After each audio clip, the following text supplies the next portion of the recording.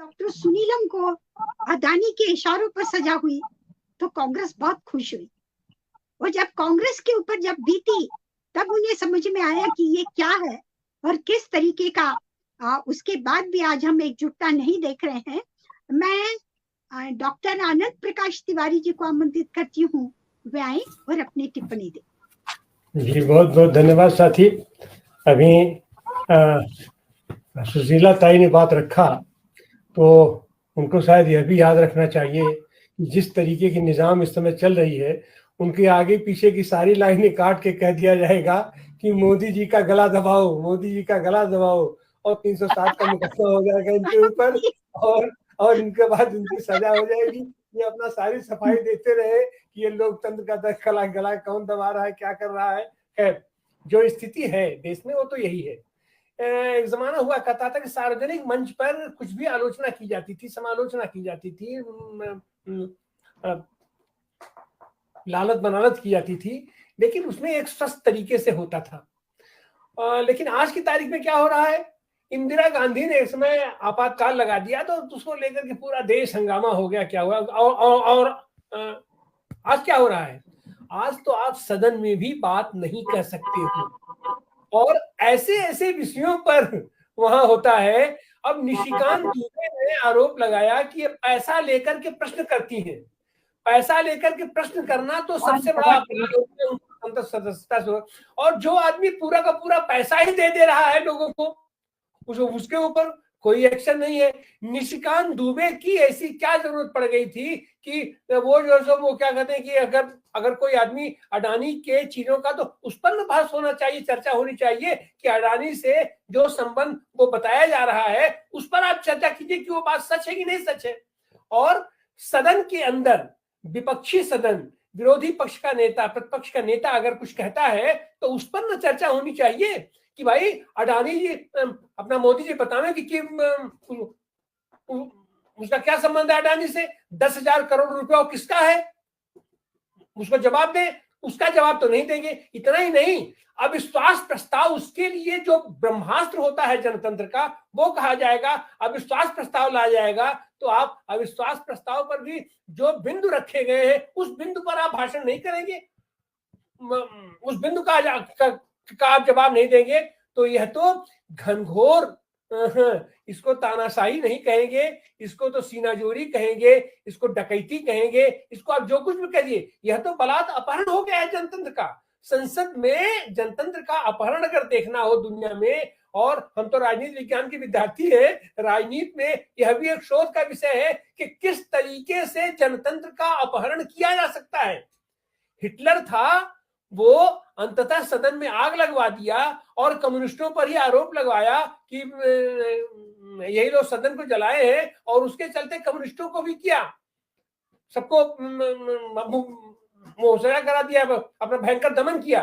और इनको तो उसकी भी आवश्यकता नहीं है। उसी सदन में सब लोगों के सामने पूरा का पूरा चीरहरण हो रहा है जनतंत्र का। और ये मोहिना मित्रा के बाद तो ऐसा कौन सा सांसद है, जो भी पुराने बुजुर्ग लोग हैं, आज की तारीख में हमारे ऑनलाइन बात करने के लिए भी हमारे बड़े पुराने साथी हैं, उनको अपने बच्चों की मदद लेनी पड़ती है, किसी सहयोगी की मदद लेनी पड़ती है। ऐसे कितने सांसद हैं जो अपना वो हैंडल करते हैं, और उनको बाकायदे दिया जाता है एक असिस्टेंट और पूरी ऑफिस उनको दी जाती इसी बात के लिए कि उसका पूरा संचालन करें,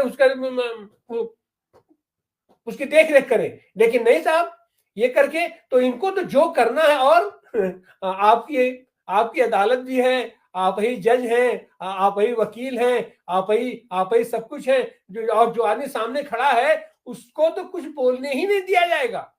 वो उससे सारे अधिकार छीन लिए गए हैं। और उसमें फिर ये है कि साहब, गांधी जी की समाधि पर आप जाकर के गांधी के चरणों में आप फूल भी चढ़ाएंगे, और गांधीवादी संस्थाओं को आप ध्वस्त भी कर देंगे। गांधी का कोई प्रकाशन सामने ना आने पावे। गांधी को अगर पढ़ना है तो आपको वो पढ़ना है जो ये लोग आपको पढ़ाना चाहेंगे। पंडित नेहरू को अगर आपको जानना है, पहचानना है, तो उसको आपको वो पढ़ना पड़ेगा जो पंडित नेहरू को ये लोग पढ़ाना चाह रहे हैं। तो इस तरीके की पूरी व्यवस्था हो गई है। ऐसी व्यवस्था में भी अगर हम इनका विकल्प बनने की कोशिश करते हैं तो सबसे बड़ी दुर्भाग्य की बात तो यह है कि इनके विकल्प का नेतृत्व कौन करेगा। हम अडानी के ऊपर प्रश्न करते हैं, महुआ मोइत्रा अडानी के ऊपर प्रश्न करती है और सारे लोग इकट्ठा होकर के करते हैं, लेकिन जो लोग विकल्प बनने वाले हैं उनके अडानी से क्या रिश्ते हैं, यह भी तो होना चाहिए। राजस्थान सरकार है, मध्य प्रदेश सरकार थी, या मध्य प्रदेश का अभी जो तात्कालिक नेता है, वो इतनी सकारात्मक स्थितियां होने के बावजूद इंडिया गठबंधन का इतना टेम्पो बना, उस टेम्पो के आगे पानी पानी हो गए, पसीना छोड़ दिए ये सारे लोग, इसके नेता लोग, और उसके बावजूद भी आपने किया क्या? तो साहब अपने ही सहयोगियों को आप नाराज कर दिए। जनता के पीछे आएगी और आप जनता को ही गाली देंगे और वो जनता आपको चुन, उसके बाद जनता आपको क्यों नहीं चुन रही है, आप उसके ऊपर ठिकरा भी फोड़ देंगे क्योंकि जनता विकल्प नहीं चाहती है। क्यों जनता विकल्प चाहेगी? आपकी आर्थिक नीतियां क्या है, आपकी सामाजिक नीतियां क्या है, आपकी वैदेशिक नीतियां क्या है, आपकी राजनीतिक नीतियां क्या है, आपका तमाम मुद्दों पर, बेरोजगारी को लेकर के, महिलाओं को लेकर के, आदिवासियों को लेकर के आपका क्या रुख है? आप अगर सबको सहभागिता अगर नहीं देंगे तो आप कैसे विकल्प बनाएंगे? तो ये बहुत ही गंभीर प्रश्न है। महुआ मोइत्रा एक आदर्श आइकॉन बन के निकली है, संजय सिंह है आइकॉन बन के निकले हैं, राहुल गांधी आइकॉन बन के निकले हैं, तो निश्चित रूप से इन लोगों की जो फॉलोइंग है ऊपर से नीचे तक ये चीज आनी चाहिए, इनके कार्यकर्ताओं में भी ये चीज आनी चाहिए। और सदन में मौन होकर के, मौन स्वीकृति दे देना, सदन का बहिष्कार कर देने मात्र से खाली काम नहीं चलेगा। इसका एक सशक्त विकल्प बनाने की ओर भी हमको बढ़ना पड़ेगा।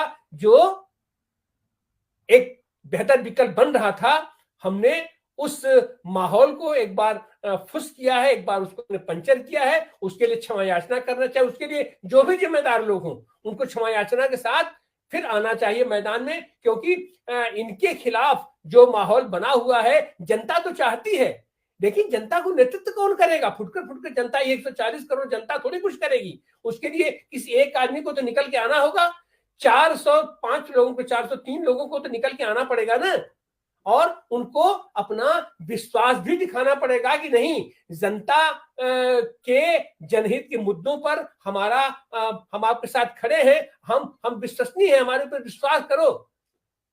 और वो विश्वास खाली कहने से नहीं होगा। तो यह जो भी घटना हो रही है अपने सदन में, ये बहुत ही दुर्भाग्यपूर्ण है और ये जनतंत्र का अपहरण कर रही है सरकार। और इसके विकल्प के लिए नीतिगत तरीके से, अर्थनीति के स्तर पर, राजनीति के स्तर पर, सामाजिक नीति के स्तर पर, वैचारिक स्तर की नीति के स्तर पर, ये संपूर्ण जब तक सार्वभौम हम वैकल्पिक व्यवस्था नहीं देंगे तब तक इसका समाधान नहीं हो पाएगा। और हम महीना मोइत्रा के साथ साथ ये जो भी इस तरीके की हरकत, अभी कल जो है सो मानवाधिकार दिवस मनाया जाएगा, आएंगे घड़ियाली आंसू बहाएंगे उस पर, तो उनके उस घड़ियाली आंसू का भी कदम कदम पर इनसे संघर्ष करना पड़ेगा। उस संघर्ष के लिए जनता तो तैयार है, लेकिन उसको नेतृत्व करने के लिए हमारे नेतृत्वकारी लोग कैसे हैं, इस पर भी हमें विचार करना चाहिए। बहुत बहुत धन्यवाद।